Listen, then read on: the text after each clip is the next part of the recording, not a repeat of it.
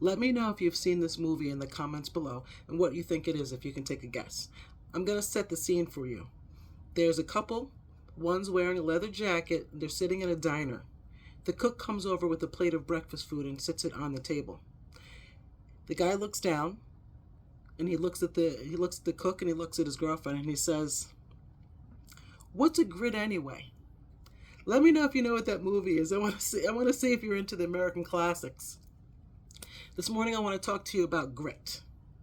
And the definition of grit is the perseverance, the focus, the determination, and the long-term drive to accomplish a goal despite any challenges that may arise. The focus. Today I want to talk about grit and why it's important for personal finance. And at the end of this video, I'm going to give you an acronym because I love those and let you know a good one to remember when it comes to grit. So, this is what I consider grit. Having a personal finance plan, a roadmap for your money. Some people call it a budget, and a lot of people are afraid of the word budget, so I try not to say it too much. Let me introduce myself if you're new here. My name is Shonya. I am a certified coach. I am a new YouTuber for 1 month. I am a wife and a mom of 3 amazing females. Amazing females. Okay, so let me get back to what I was talking about. Grit and personal finance. Anything that you want is possible. It is up to you to make the decision as to what you're willing to do for it in order to make it happen, right? So, I used to hate the idea of a budget. I hate the idea of a budget because to me it was identical to a diet. It meant deprivation and sacrifice. Sacrifice for short-term gain, short-term pain for long-term gain. But at the time when I was facing that, I really didn't want to think about the long-term. I'm just going to be honest, I didn't want the pain. Nobody wants the pain. Nobody wants the pain, but they all want the gain. It's like that saying goes, everybody wants to give birth, but nobody wants to go through labor. Yeah. So I didn't want to go through the pain. But I can tell you that the seeds you plant today grow your tomorrow.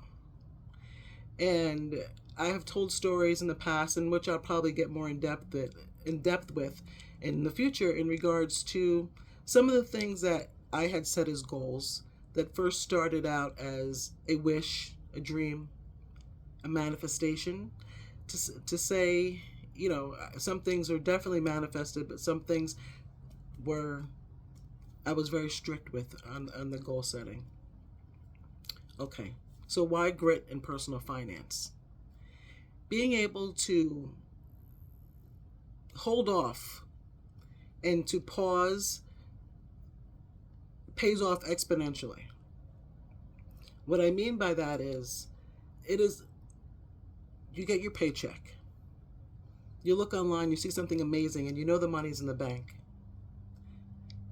You really want the thing, or you focused on it for some time, and you finally make the decision to make the purchase. Now, it's a thing, like a steamer. It's an object that you felt that you needed or wanted at that time. But your long-term goal was something much bigger. It takes grit to say no to that small thing so that you can do the really big thing. But what happens is, because the big thing is so hard, so big, which can seem unattainable, let's say it's the purchase of a home. I can't purchase a home now, today. I live at home. I'm just speaking metaphorically. You can't go out and purchase a home today if you have no plan, if you did not do the work to be able to purchase one. The money's not in the bank, you don't have the down payment, your credit's crappy because you didn't work on that, right? But to be able to purchase a house, if you started today, time-wise, it may take you a couple years to get to the point where you're in a position to purchase a home. It takes grit to sacrifice, save, maybe work extra jobs to bring in some extra money. Savings challenges. I love savings challenges. It's one of the things that I use to keep my personal finance fun. Now, in this stage of my life at 50, I enjoy personal finance. And I don't know if it really has to do with my age. When we were all sheltered in place for a while, I got to focus on things. And when you're not out spending as much, besides Uber Eats, of course, or home delivery, you tend to have more time to focus on things that you may have neglected in the past. So, I was able to redo my personal finance in a way that I am like night and day. But the house that I sit in now came with grit. It wasn't gifted. Nobody said, oh, here's a bunch of money for a down payment. Or, this is something that me and my husband wanted when we were young. And I'm going to say young because I think we were 24, 25 when we purchased our home. Now, we've added on to it and made it better over the years, but it took grit. And what that looked like was saying no to going out to the movies, saying no to go out to dinner, saying no to purchasing our kids new clothes anytime I didn't want to do laundry, because that used to be my thing. When I didn't want to walk to the other apartment building to do laundry, I would buy them new clothes. That is my confession for today. Whew, bad move. I would never do that today. But grit is what kept us from being in our one-bedroom apartment to being able to purchase a home of our own for our children. And I don't remember the pain. I don't remember the pain, but I know that it came with a sacrifice.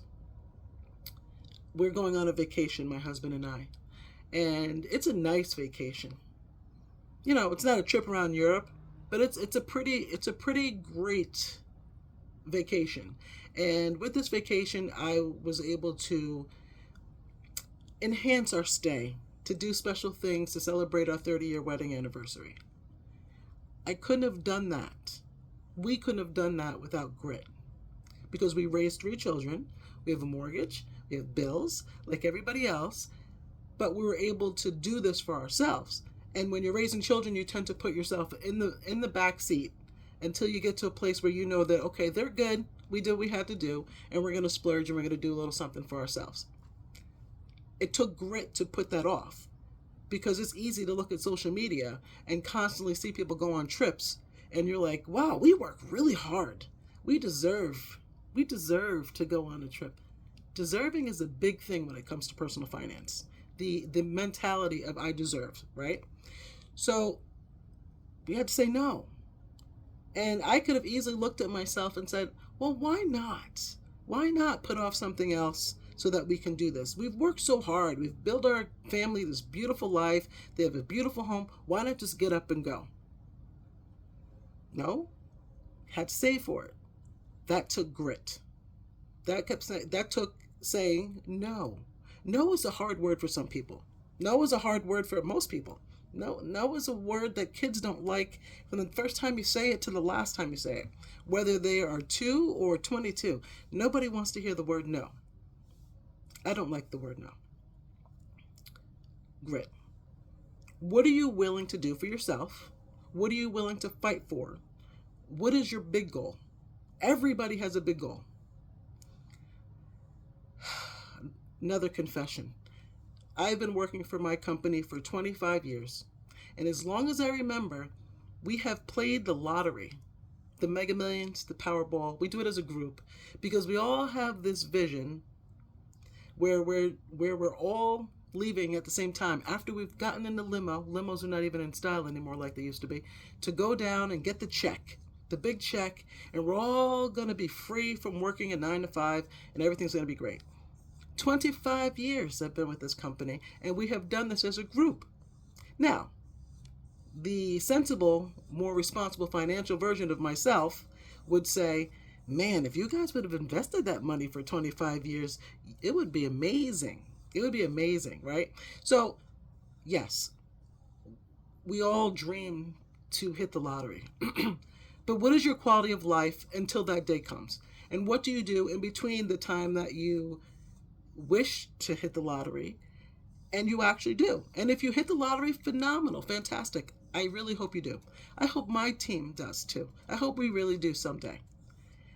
This is why I try to avoid watching any of those lotteries ruin my life thing, because if you've been doing something for 25 years, you sure don't want to see a movie or a series that talks about how winning the lottery ruined someone's life.